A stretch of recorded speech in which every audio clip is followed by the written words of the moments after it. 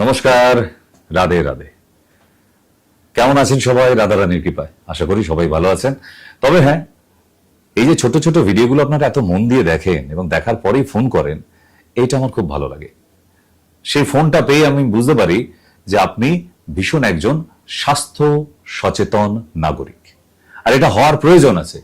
সারা দুনিয়া দূষণে ভরে যাচ্ছে, কিন্তু তার মধ্যেও আপনি একটা ছোট্ট ভিডিও দেখে যে নিজেকে ভালো রাখা, নিজেকে সুস্থ রাখার জন্য যে ফোনটা করলেন, এটার জন্য আমরা বুঝতে পারি যে এই মানুষটা নিজেকে ভালো রাখতে জানে, আর নিজেকে সুস্থ রাখা একটা আর্ট।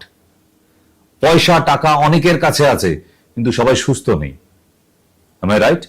তাই আপনার কাছে টাকা পয়সা না থাকুক, আপনি যে সুস্থ আছেন, আপনি পৃথিবীর সেরা কোটিপতি। ঠিক? আমি আজকে বলবো যার মর্যাদা প্রথমে কেউ দেয় না, চলে যাবার পরে দেয়। ইয়েস, ঠিকই ধরেছেন। দাঁত, দাঁতের মর্যাদা দাঁত থাকতে কেউ দেয় না, সবাই চলে যাবার পরেই দেয়। ইস, দাঁতটা যদি থাকতো। চোর পালালে বুদ্ধি বাড়ানোর মতো ব্যাপার। যখন ছিল তখন দাঁতের যত্ন করেনি, গেছে আর সাঁড়াশি ডাক্তারের কাছে গিয়ে শুধু দাঁত তুলে এসেছে। বড় চিন্তার ব্যাপার। কেন? দাঁতে যন্ত্রণা হচ্ছে, কি করবো ডাক্তার বাবু, এই ডাক্তারের কাছে গেলাম, দাঁতের ডাক্তার বলল দাঁত তুলি দিতে হবে। কেন, কি হয়েছে? দাঁতের মধ্যে বড় বড় পোকা হয়েছে। তাই নাকি? কই একটা দিন আমার হাতে দেখি। দাঁতে পোকা হয়েছে, একটা পোকা বের করে দিন। দাঁতে পোকা হয়, ইনফেকশন হয়, রুট ক্যানেল পেইন থাকে, ক্যাভিটিস থাকে। এই কারণের জন্য আমরা দাঁতে যন্ত্রণা হচ্ছে। আর দাঁতে যন্ত্রণা হলে কিছু করতে হবে না। একদম সিম্পল একটা উদাহরণ দিয়ে দিচ্ছি। লবঙ্গ তেল, যাকে বলা হয় ক্লভ অয়েল, এই লবঙ্গ তেলকে যে দাঁতে ব্যথা হচ্ছে সেই দাঁতের গোড়ায় 5 ফোঁটা দিয়ে দিন।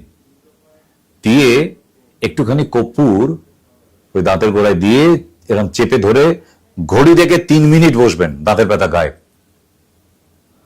করে দেখুন, দাঁতে যন্ত্রণা হচ্ছে, করে দেখুন। ব্যাপারটা নিয়ে আপনি খুব বড় করে ভাবেন, আর আমি আপনাদের বড় বড় ব্যাপারগুলোকে খুব সহজ করে ভাবি, যে জন্য আমি এত সহজে সলিউশন দিয়ে দিতে পারি। দাঁত কি আমার নেই, আমার যন্ত্রণা হয় না? না, হয় না। কেন? যন্ত্রণা হয়ে ডাক্তারের কাছে যেতে হয়নি কোনোদিন। যখনই দেখেছি প্রবলেম হচ্ছে, একটুখানি লবঙ্গ তেল আর একটুখানি কর্পূর। এইবারে ধরুন দাঁতের মধ্যে ইনফেকশন হয়ে আছে মাড়িতে মাড়িতে, গোড়ায় গোড়ায়, কি করবেন? ব্লিচিং পাউডার দিয়ে দেবেন? হারপিক দিয়ে দেবেন?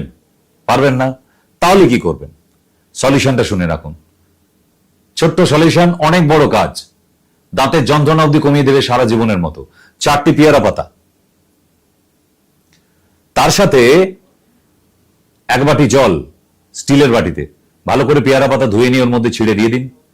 1 বাটি জল দিন, ওতে একটুখানি ফিটকারি, একটুখানি লবণ, একটুখানি কর্পূর দিয়ে একদম ভালো করে ফোটান, টকবক করে একদম। জলটা একটু ঘোলাটে হয়ে যাবে, তাকে ছেঁকেন, কাপের মধ্যে ঢেলে নিয়ে চায়ের মতো চুমুক দিন, একটু কুলি করুন, মুখের মধ্যে রেখে দিন, ফেলে দিন। ঘুম থেকে উঠে একবার, আর রাতে শুতে যাবার আগে একবার। বাস, আপনার দাঁতের ক্যাভিটিস যা আছে গন।